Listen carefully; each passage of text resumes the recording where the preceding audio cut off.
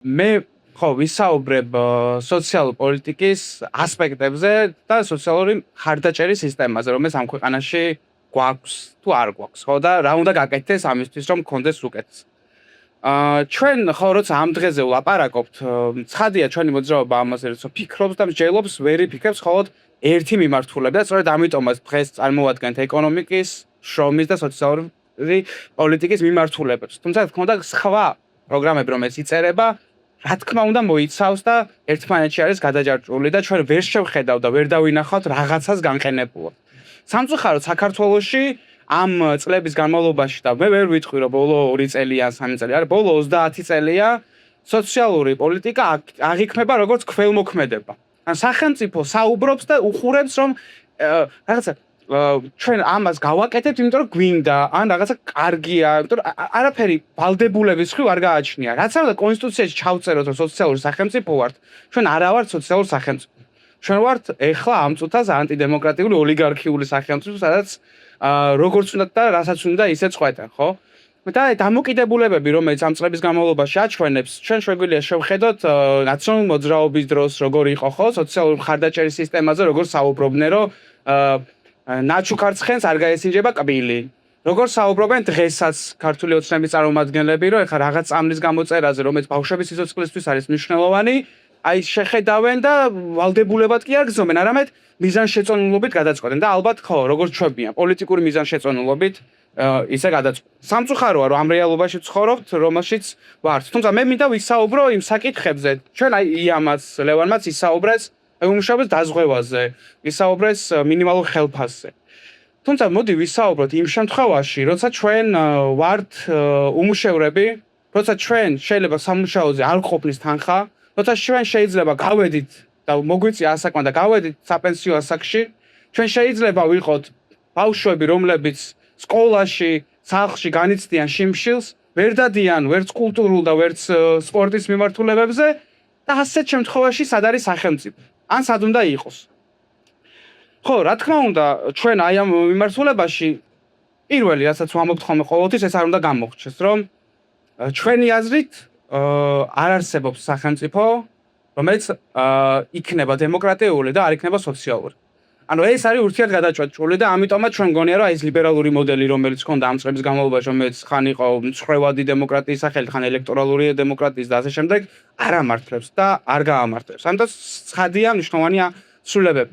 მოკლედ რო ვისაუბრო ეხლა მე რამდენიმე თეზის გამოვყოლ და სამი მიმართულებას, ბევრი მიმართულება არის და ჩვენ მათ გვხმა ბევრი დაამუშავა, ბევრი საკითხი, მაგრამ მოდი სამ საკითხს გამოვყოფდი ყველაზე უფრო მნიშვნელოვნად. ხო, ეს არის სოციალური მხარდაჭერის სისტემა, რომელიც დღეს ჩვენ გვაქვს, არის სრულად უღირს დამოკიდებულებაში ამყოფებს ადამიანებს ამ ვითარებაში. ჩვენ თქვით რომ არ გვაქვს უმუშევრობის დაზღვევა, თქვით რომ არ გვაქვს მინიმალური ხელფასი და ხედავთ იმას, რომ ადამიანი სანამ არ ჩავარდება უკიდუროს სიღარიბეში, სანამ ადამიანი უკვე გამოუვალ მდგომარეობაში არ ვარდება, იქამდე სახელმწიფო არაფერს არ აკეთებს.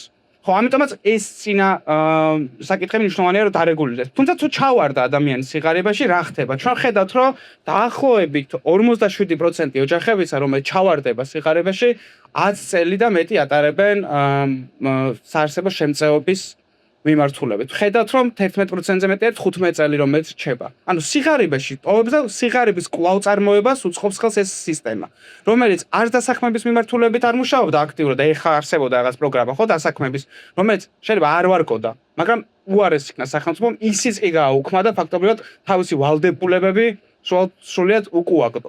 ჩვენ ხედავთ როგორ ხდება აი რაღაცა ქულებზე, ინდიკატორებზე გათვლილი ეგრეთ წოდებული means testing-ს ასაც ეძახიან, ხო? იმის შემოღება და იმით განსაწყო და ადამიანს არ უყურებენ რაღაც ქულათა ჯამს. ამიტომ ჩვენ გონია რომ ამ საკითხებზე ვილაპარაკებთ, უნდა გადავიდეთ უფრო სხვა მიმართულებით. ერთი ის არის რომ უფრო მეტად საჭიროებიდან მეტად შესაძლებლობების ტესტი უნდა არსებობდეს, რომელიც მეტად უნივერსალურს მოგცემს სისტემას და ადამიანებს უფრო მეტად დავინახავთ. დღესაც უყურებთ, ხო? უსახკარო ადამიანის აარსებო შემწეობასაც ქვიან სოციალურ მხარდაჭერას ვერ იღებს.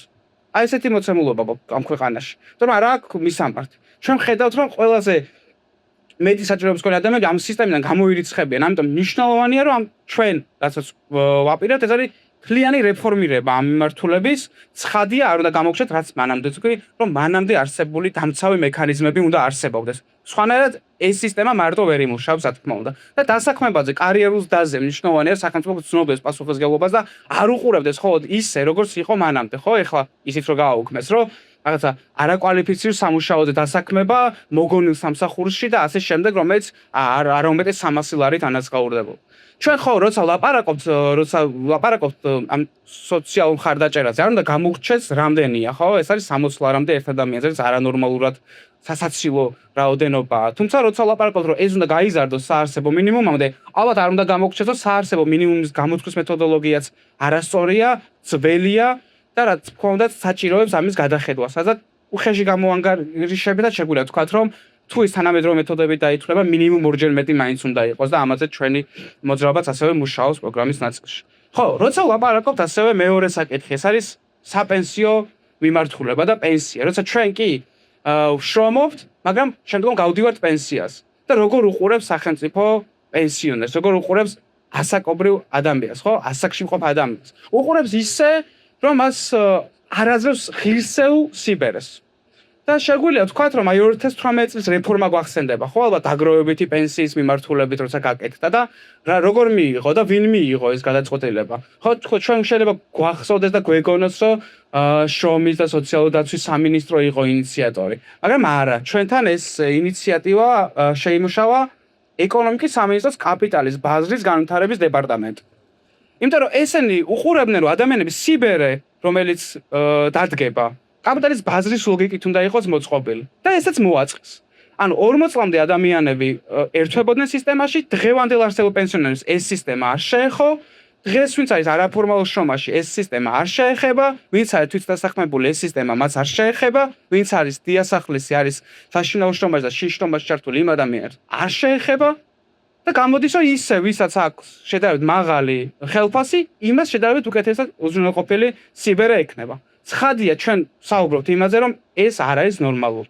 აუცილებელია რომ არსებობდეს თაობათა შორისი სოლიდარობის პრინციპი, რომელიც ამ ქვეყანაში არის გამორიცხული და რას გულისხმობს ეს? ეს ნიშნავს რომ დღეს როცა ვაგროვებ პენსიას მე დღევანდელმა პენსიონერმა აიღოს და მან არ მიიღოს ის სამარცხვინო საბარისო პენსია რომელიც არის. და ისიც უნდა ვიცოდეთ რომ საბარისო პენსიაზე როცა ვლაპარაკობ, ცხადია ვერ იქნება მხოლოდ ამ ნაწილზე, ხო? ამიტომ ვთქვით, რომ სამი სვეტი უნდა არსებობდეს. საბარისო პენსია, დაგროვებითი საპენსიო სქემა, თაობათა შორისი სოლიდარობის პრინციპი და კერძო სადაზღვო კერძო საპენსიო სისტემას.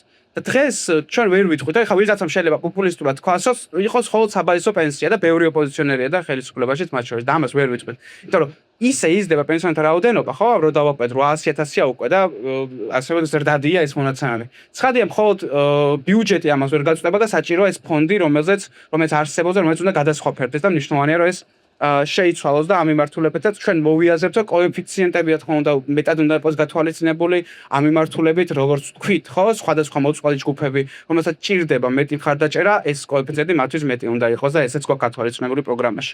და მესამე ალბათ ერთ-ერთი ყველაზე მნიშვნელოვანი საკითხი, რომელიც ამ მიმართულებას მოიაზრებს, ეს არის საბინაო პოლიტიკა. უბრალოდ არარსებული საბინაო პოლიტიკა, რომელიც საქართველოში არის და როცა ჩვენ უყურებთ აქაც ხედავთ საცხოვრებას როგორც ბაზრის ლოგიკით არსებულ რაღაცა პროდუქტს, ხო?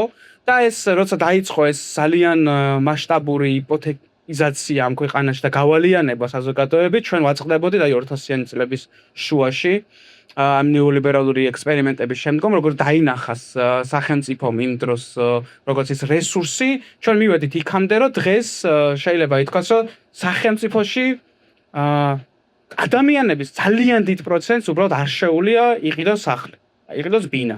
ადამიანების ძალიან დიდი პროცენტი უბრალოდ ვეღარ იხდის იპოთეკურ წესს ისეთია, ხო? ჩვენ ვხედავთ, რომ ქირის ფასები იცვლება და იზრდება რადიკალურად და კარდინალურად ამ ქვეყანაში. შესაბამისად, აქაც ჩვენ ვამბობთ, რომ არა, საცხოვრებელი ვერ იქნება ბაზრის ლოგიკით არსებული, საცხოვრებელი ეს არის უფლება. პირველ რიგში და საცხოვრებელი უნდა იყოს ადამიანის ერთ-ერთი მთავარი ფუნდამენტური უფლება. თუ ადამიანს არ გააჩნია სახკარი, მისი არსებობა, მისი ცხოვრების დონე იქნება ძალიან დაბალი და ამას მოწყვეტს ყველა გამოცდილება, ხო? შესაბამისად, როცა ვლაპარაკობთ საბინაო პოლიტიკაზე, ჩვენ ვამბობთ, რომ აი უსახკარობაზეც ვთქვით, ხო? დღეს არ გვაქვს ჩვენ საბინაო პოლიტიკის სტრატეგია, 2018-ში უნდა მიიღოთ, ვალდებულება აიღეს, 2026 წელი არ მიუღიათ. საბინაო ფონდები არ გვაქვს და რაც გვაქვს, ის არის ავარიული, დაუნგრეული და არასაკმარისი და ოჯახებისთვის საცხოვრებლად უვარგისი ხშირ შემთხვევაში. და ჩვენი აზრით, სწორედ ეს მიდგომები უნდა შეიცვალოს. უსახკარო პირთა განმარტება უნდა იყოს სხვანაირი, არასწორი განმარტება დღეს საქართველოში უსახკარო პირი. მნიშვნელოვანია, რომ დევნილებზე არ გვისაუბრეთ, უნდა თქვათ დევნილთა განსახლების პროგრამები, რომელიც ყოველთვის და ყველა ხელისუფლების მიერ იცვლებოდა ასე შემდეგ და ესეც დასარეგულირებელია, რომ ნახევარი დევნილების 230,000 ნახევარი 130,000 ოჯახს ჯერ კიდევ ადამიანს ჯერ კიდევ არ მიუღია ბინა. ასევე მნიშვნელოვანია თქვათ, რომ ეს საბინაო ფონდები უნდა შეიქმნას და ცხადია ამაზე გვაქვს გარკვეული ხედვები ამაზე დიდხანს ვერ შევჩერდები, მაგრამ არ უნდა გამოგრჩეს სტუდენტები ასევე და სტუდენტური საცხოვრებლის მიმართულებით, როცა ადამიანები აი ამდენი წლის განმავლობაში გვეუბნებიან რაღაც საცხოვრებელი აშენდება, ისიც 400 ადგილიანი უნდა ყოფილიყო და ასე შემდეგ ილიას უნივერსიტეტი ამბობდა თესეულს, მაგრამ ჯერ კიდევ ამას ვერ ვხედავთ ხო პრაქტიკაში, მგონი 2 წელი გავუდა უკვე იმის მერე და იქამდე მივეცი რომ მე მგონი ერთი უნივერსიტეტი შეიძლება დაახუროს მოცემულობაში. მოკლედ ბევრი მიმართულება ასე რომელზეც ალბათ ვერ გავჩერდები და ვერ ვისაუბრებ, მაგრამ კი ბავშვებზე თქვით და ესეც გვაქვს გათვალისწინებული და ზოგადად ოჯახის სიწმინდეებზე როცა ლაპარაკობენ, ცხადია ოჯახის დაცვა არის ყველაზე მნიშვნელოვანი სიღარიბისგან, ოჯახის დაცვა არის მნიშვნელოვანი, რომ მათ როგორც ლევანმა და იამათ ისაუბრეს, ხო, ქალებს, კაცებს, ბავშვებს ჰქონდეთ საშუალება და უფლება რომ იცხოვრონ სიღარიბისგან დაცულებმა. ასევე ცხადია ჩვენ როცა ამაზე ვლაპარაკობთ, თქოს ისეთი მდგომარეობაში ვივედით, რომ ეს უტოპიად ჩანს, აი რაც ვილაპარაკეთ, და ძალიან ბანალური და საბაზისო საკითხებია და ეს არ არის ისტორიული ექსპერიმენტი. შეიძლება ისტორიული ექსპერიმენტი იყო 1918 წელს, როცა ჩვენთან ამ 100 წლის წინ, ხო, ამ დღეს მათ შორის საქართველოს პირველი დემოკრატიული რესპუბლიკა და მათ ვინ იყო, ხო, სოციალ-დემოკრატები, რომლებმაც შექმნეს აი მართლა турბულენტურ დროს, იმ მართლა არეულ დროში, სადაც ომის რისკი იყო მაღალი და საბოლოოდ რაც ნახეთ, ხო? კოლაფსის, ოკუპაციის რისკი, რაშობოდნენ, ატარებდნენ რეფორმებს. შრომის დაცვის მიმართულებით, აგრარულ რეფორმას, საყოველთაო განათლების მიმართულებით რეფორმას. და ანუ ეს ჩვენ გვაჩვენებს, რომ ჩვენ შეგვიძლია გაგვიკეთებია ერთხელ და გაუკეთებია სახელმწიფოს და ამ ქვეყანას და შესაბამისად მნიშვნელოვანია, რომ ჩვენ სახელმწიფომ და შეასრულოს ერთი მისია, ძალიან მარტივი, რომ ყველა ადამიანის წინაშე ის არის მომსახურე და არა აქეთ, ხო?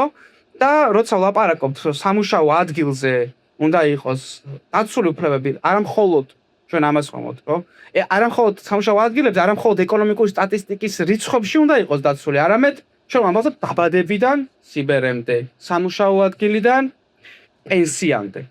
და ღირსეული ცხოვრება ეს არის ყველასი, ეს არის სოციალური სახელმწიფოს ფუნდამენტი და ჩვენ მგონია, რომ ეს ასე უნდა შეიცვალოს და უნდა ვავიდეთ და მივიდეთ იმ მდგომარეობაში, როცა ვიტყვით, რომ არ არსებობს დემოკრატია, თუ ის არ არის სოციალური, გილოცავთ 1 მაისს და გვეზეემებოდეს მალე. მადლობა.